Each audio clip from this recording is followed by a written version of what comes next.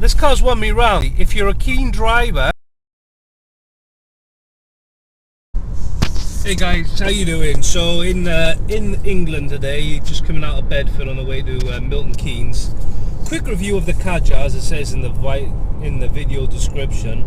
So just so you know that I'm not totally negative on cars.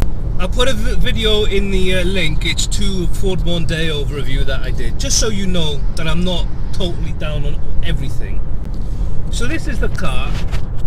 Looks nice enough. Typically French, Renault, Peugeot, they're all pretty similar. Basically, I think all new cars are pretty similar these days. The steering wheels feel the same, the textures on the dashboard are the same, buttons are kind of the same. So all in all, it's a modern car, no question. But there's some huge problems with this car. First of all, navigation gives you three options: economical, shortest and fastest. None of them are any good. I'm going from Stansted to Banbury today, and it's taken me through every single town centre between the two. Made no effort to divert round. Look, I know you could say that all navigations are like this, but in the Ford Mondeo that I've had, and even in the Corsa that I had, I don't remember it being so horrendous as this. Also, it wants to give you alternatives. Like halfway along the route, it'll say, "Oh, I found something better.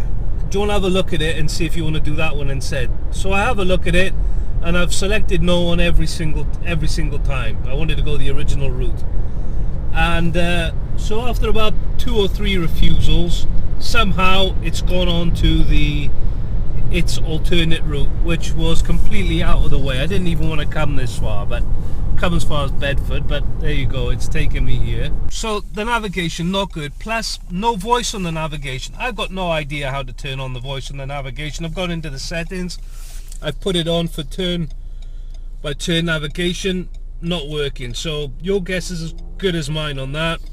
The dashboard, horrendous. Very little information here at all. Maybe it's the same as the Mondeo, but if it is, the Mondeo's looked a million times better. I'm pretty sure the Mondeo had a shit ton more info on the screen than this one. So it's a crap dash, basically. Doesn't give the RPMs on the rev counter, which is a total and utter fail. These days, all cars have got a rev counter, at least the ones I've seen. So this not having a rev counter, completely unacceptable. Plus, this car has only got 180 miles on the clock. It's important to know what RPM you're doing, and I've got no idea. So there's some big things there. I haven't finished yet. The engine in first gear, changing from first into second. Something sounds agricultural in the gearbox or in the engine. I'm not sure what. I'm not convinced this engine and gearbox is going to last on this specific car anyway. It just seems like there's something loose as you change between gears. In the engine area, I'm not sure if it's gearbox or engine, turbo. It does not sound healthy, so that's another thing. Storage wise, all the new cars are basically the same on the storage front these days. They're pretty good. I've got 2 cup holders here, central armrest. Seat wise, I've been sat in these seats for quite a long time, in and out. Probably it's got to be going on 4 hours now, unfortunately.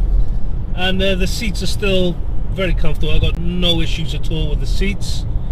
Plenty of room, visibility is excellent, huge mirrors just like the Mondeo. Whatever this car costs, 25 grand, 30 grand, to stare at that dashboard, that is pathetic. Real pathetic. I mean, I don't know what, you can see they've got the fuel filler on the right there. You get these stupid faded blocks. Completely unacceptable. It's just very bare, and they could have given you more. They could have given you some directions on there. Also, another thing that pissed me off, I don't know how to open the boot on this thing. There's a button on the key fob for the boot, but that does absolutely jack shit from what I can tell. And there doesn't appear to be any handles in here to open it. Obviously you can open it. I'm not saying it's not openable, but I'm just saying, why does it have to be so difficult to open the trunk, you know? It's got 2 USB ports here. What's this? The other one, it's got the cigarette lighter socket there, so for power. I don't see any ashtray in it. I suppose, I don't know. It's got some coin slots. Anyway guys, spacious wise, yeah, it's good. Visibility, it is high car. I mean, in front of a Touran here, and I'd say this car is much higher. We've got a CR-V over there, I'd say this car's much higher. So we're just a slightly lower than the new Sprinter vans. But dynamically, it seems alright. Like I said, I have to give it a good thrash around some corners, but so far, all the roundabouts that I've driven today, it seems good. It seems acceptable for sure. I think built nav is no good, so what's the point of it? When you stroke it, it's touchscreen, but when you move it, there's a bit of lag there, and you find yourself releasing it, and the map is still moving after, which is a big pain in the ass. So this is not good. If you want to see how it should be done, check out the Ford Mondeo. Very intuitive, fast, nice to use. This is horrible. Yeah, so basically I couldn't buy a car with a shit dash like this. I wouldn't want to have something here that's crap, because that's gonna, every time I look at it, I'll be thinking to myself, "Urgh." If you want to know what a good car should be, Kadjar, guys, it makes a noise like a persistent ringing. I'm trying to work out if it's connected to speed.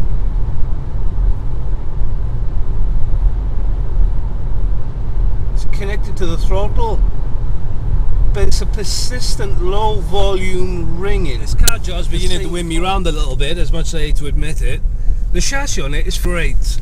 The bump absorption is fantastic, and potholes, you don't even notice them. We're coming along a really beat up B road here. It's very bumpy. It's got potholes in it, but this is just absorbing everything, keeping you on line. You don't have to slow down for the bumps. You just get on with it. It's really nice chassis. So we're driving in the morning now. Obviously, it's sun is just coming up, but the more I use this car, even though I love the chassis on it, the brakes are great, there are a few things that are starting to get on my nerves the more I use the car. The first one is going to be the keyless start. So if you walk away from the car, it will lock itself automatically, but when you come back to the car, it doesn't open itself automatically, which is a big pain. So if you walk, I don't know, like a meter or two, it seems, from the car, it will lock, but when you come back, it doesn't open. If you're carrying something, it would be nice if the car would just open as you got close to it. I don't know why it would lock it, but it won't open it. Another thing that annoys me is the keyless start, specifically the button. Sometimes you just want to be able to turn the key and start the engine, but there's like a few seconds delay after you press the button for it to get its act together, for the systems to come on and for the engine to start. So that little delay every time can be annoying. Or that it doesn't switch the engine off automatically. That would be a nice thing. So the cup holders are right back here.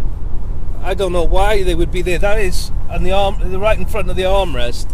It's a very silly place to have the cup holders. The cup holders should be down here, and put them on the sides. And okay, if that compromises your access to the heating control, so be it. The main thing is that you don't spill your drinks over the. It's got to be one of the best roads I've been on in England. This, and I'd say a large part of the reason for that is that this car is great. The car can use the road. If you came down here in a car with coilovers, you'd be going much slower. It just wouldn't be able to keep up with the road surface. But this car, relatively good body control, and he doesn't roll too much, but excellent bump absorption. I mean, truly phenomenal bump absorption.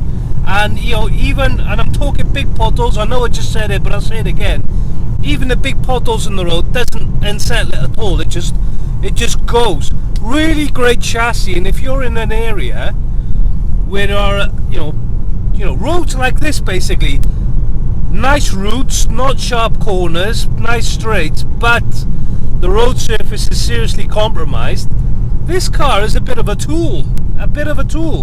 And I'm beginning to say that the dashboard and the nav is completely irrelevant. The chassis on this does really overcome these problems. The money is in the chassis on this car, and do you know something else that's great is the seats. They hold you in place. This car's won me round. Great chassis. If you're a keen driver, this is a good car. But if you like your gadgets, then you're not going to get so many. Maybe you're not going to be satisfied with them. But as a driver's car, Kadjar, it ain't bad on a bumpy road. And so for this, I'd say a country like Greece, highly recommend. If you're a keen driver in Greece, roads are not so fantastic, but they have, you know, good routes. It's just the road surface is the problem. This car is fantastic. So that's it, guys. That's the review. As always, if you like it, subscribe to the channel. Helps a lot. And I'll see you again next time.